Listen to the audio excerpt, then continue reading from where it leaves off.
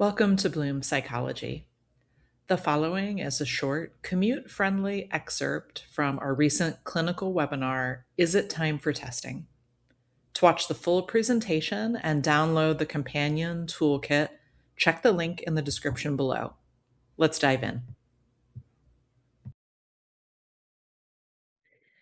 So, dyslexia is a complex learning difference that primarily affects reading and language processing.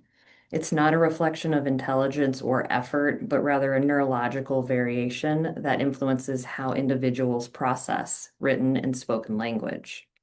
Dyslexia can manifest in a variety of ways, including difficulties with deciphering words, spelling, and fluency. Understanding dyslexia is critical because early identification and intervention can have significant improvements on educational outcomes. We really strive to encourage identification of dyslexia prior to age 8 in order to have the most beneficial impact from interventions. Unfortunately, the condition of dyslexia is often misunderstood, which does lead to delayed support and unnecessary frustration for students and their parents. Educators and parents should recognize that dyslexia is lifelong, but with the appropriate strategies and evidence-based interventions and accommodations, individuals with dyslexia can thrive academically and professionally. So this presentation aims to shed light on some of the subtle markers and identification challenges to help ensure better awareness of dyslexia and the support systems. Early identification of dyslexia is critical for ensuring the timely interventions that I mentioned. However, in many schools, while dyslexia screening is generally mandated, the use of literacy screeners are used, such as the DIBLs, or the dynamic indicators of basic early literacy skills. While these are valuable tools for measuring overall reading performance, they weren't designed to screen specifically for dyslexia. So screeners like DIBLs primarily assess reading outcomes, such as oral reading fluency or accuracy, rather than the underlying language processes that characterize dyslexia. As a result, students may pass these screeners despite having significant phonological processing weaknesses, and others may be flagged simply due to limited instruction, language differences, or even attention. So this can lead to both false negatives, where students with dyslexia are missed, and false positives, where students are identified as at risk without actually having dyslexia. So tests developed specifically for identification of dyslexia, such as the ones that we use in our evaluations, they're time consuming and they're expensive, which leaves most schools unable to use these comprehensive tools and allows them or makes them more reliant on screeners. However, relying on broad literacy screeners as a proxy for dyslexia identification can delay the appropriate diagnosis. It can obscure the root cause of the reading difficulties, and it can limit access to those targeted evidence-based interventions. So evaluators must recognize that the limitations of general screeners are significant and move toward assessment practices that directly measure those core features of dyslexia.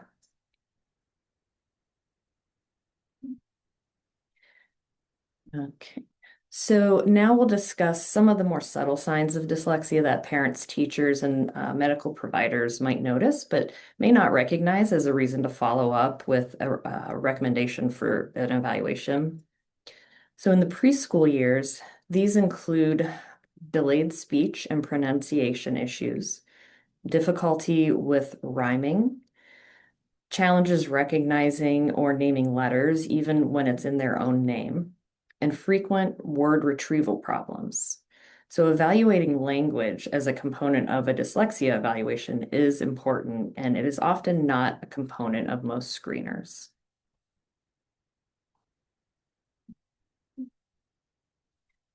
And the early elementary years, so again, prior to age 8, which is our preferred target age for identifying dyslexia, We continue to see a persistent slow reading rate compared to their peers, and also more prevalently, we'll start to see significant spelling errors in their written work. However, students may also start some avoidance, such as avoiding reading heavy classes, and they may have reluctance to read aloud and inconsistent spelling of the same words. So difficulty with spelling a word on one page versus the page before when they spelled it correctly. Most commonly known difficulties do include the confusion of similar letters and sounds and struggling to remember sight words. And then we also have problems with writing, such as organizing the written work, of course, the spelling, and then taking much longer on homework than peers.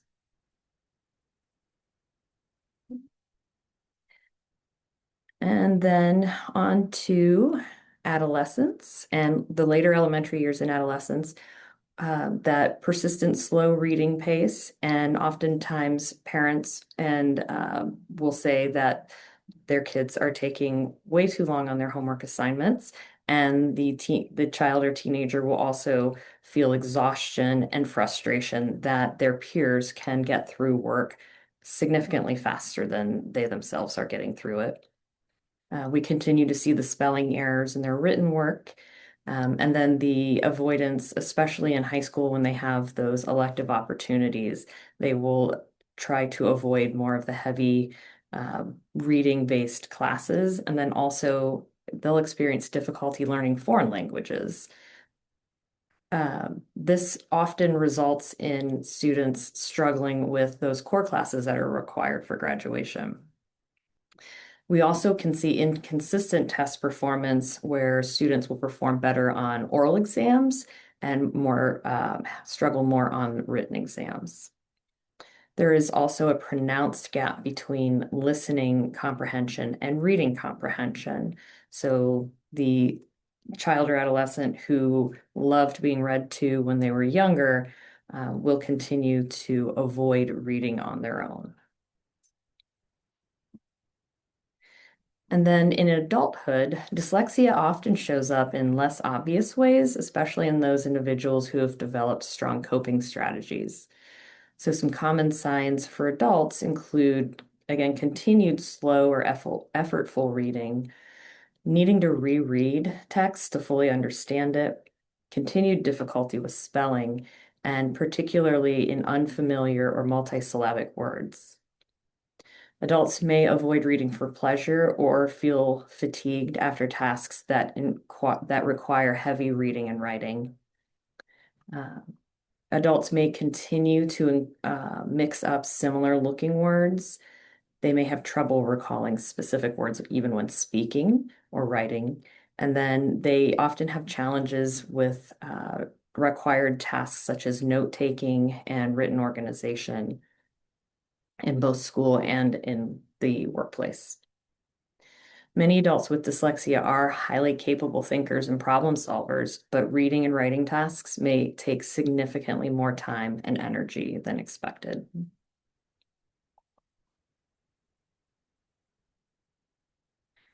So dyslexia should be viewed as a continuum rather than a fixed category. It occurs across all intellectual levels, meaning that individuals with high cognitive abilities can still experience significant reading challenges.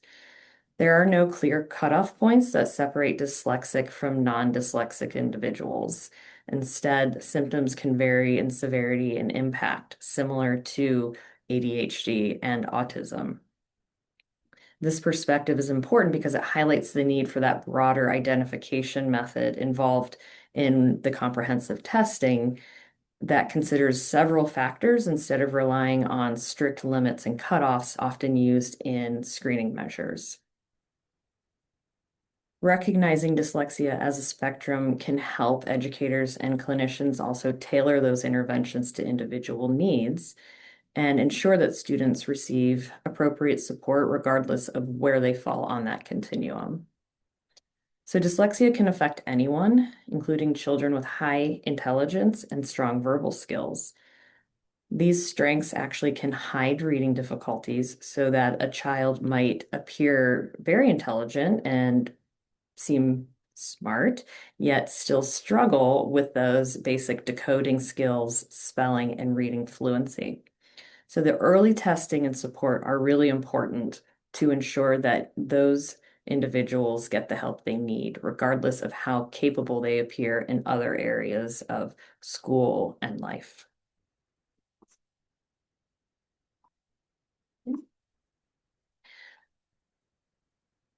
So some identification challenges, particularly false negatives related to screening, is a very frequent issue that we see in a lot of our intakes where the child has passed many of the screeners and is identified as not at risk, but yet is continuing to struggle with reading.